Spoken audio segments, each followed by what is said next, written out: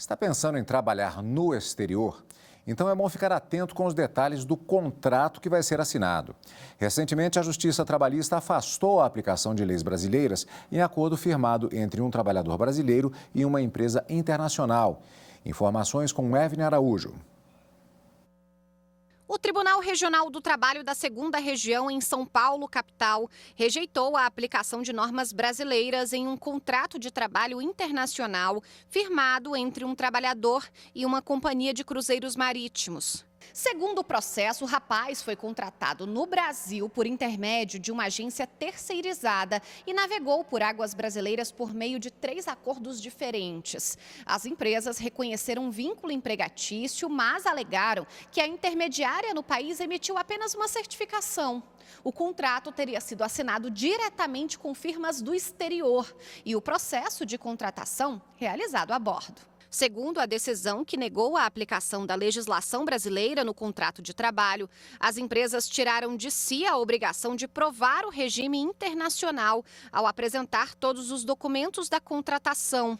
O entendimento foi de que a internet permite transpor fronteiras e assinar acordos trabalhistas globais.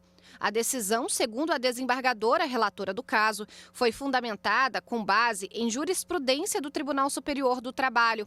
O TST aplica a chamada Lei do Pavilhão para situações semelhantes. A norma, prevista na Convenção de Direito Internacional Privado de Havana, foi ratificada pelo Brasil por meio de um decreto em 1929. Ela diz que deve prevalecer em contratos para trabalhos em navios a lei local de prestação do serviço. Para repercutir o assunto, conversamos agora ao vivo, de forma remota, com o advogado especialista em Direito do Trabalho, Dr. Rafael Felisbino. Antes de mais nada, eu cumprimento, doutor, pela participação conosco aqui. Muito obrigado. Boa tarde. Boa tarde, Carlos Eduardo. Boa tarde a todos os telespectadores do Jornal da Justiça. É uma situação muito curiosa, particularmente nesse mundo globalizado, os transportes têm sido facilitados, a troca de informações também, e muitas pessoas estão justamente em busca de um trabalho no exterior, em empresas internacionais. Juridicamente falando, no caso concreto, por que a magistrada afastou a aplicação brasileira nesse processo?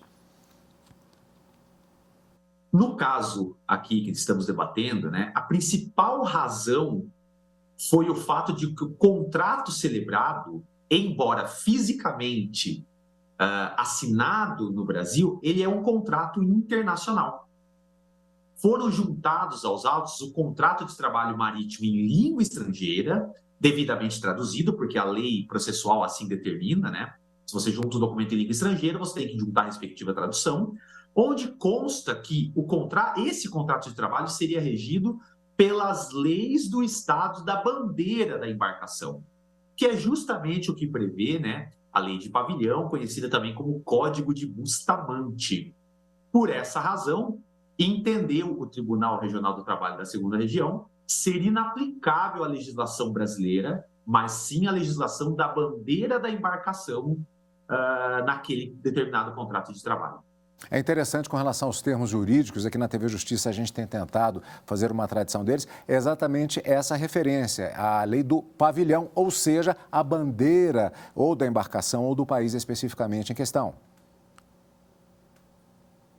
Isso.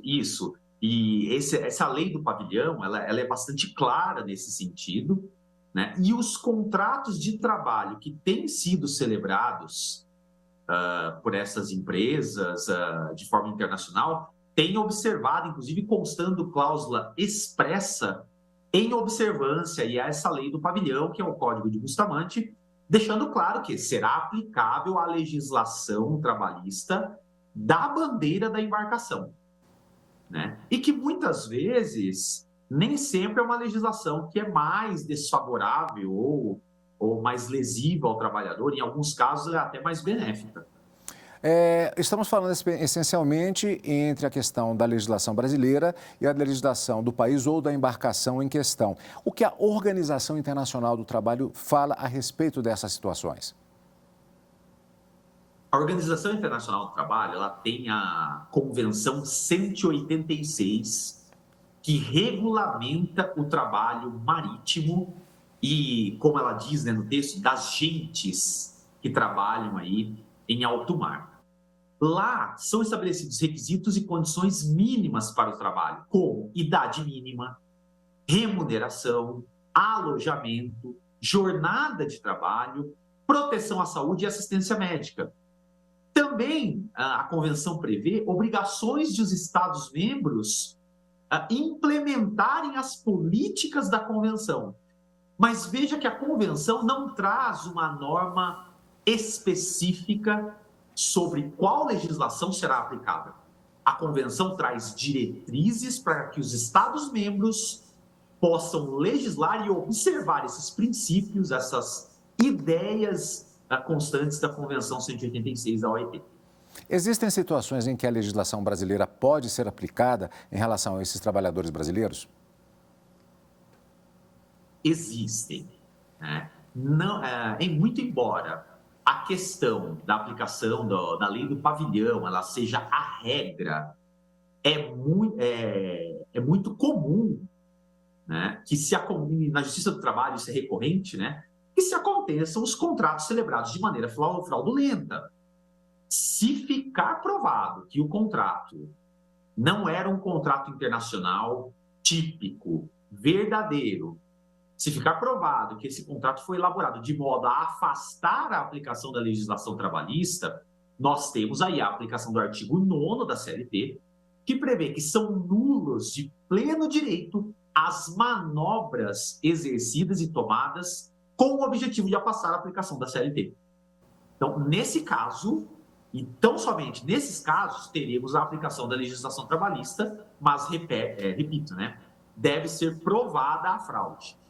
Eu vou mudar um pouquinho o universo, que é uma coisa muito comum aqui em Brasília, particularmente, que é o caso de pessoas que são contratadas para prestação de serviços nas unidades diplomáticas, nas embaixadas de outros países aqui em Brasília. Como é que funciona? É semelhante a situação?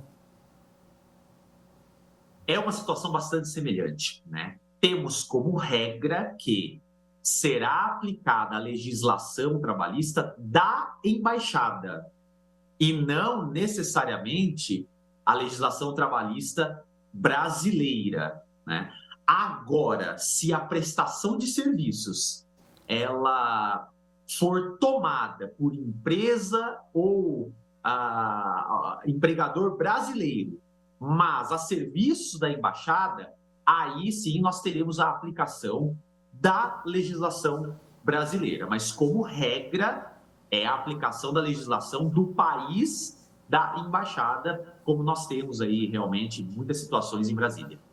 Doutor Rafael, muito obrigado pelos esclarecimentos. Ficam aí as dicas para a pessoa que está na expectativa de uma contratação, desejando fazer algum tipo de trabalho semelhante e que ele fique atento exatamente às regras do jogo. Muito obrigado pela participação. Eu que agradeço. Ótimo jornal a todos.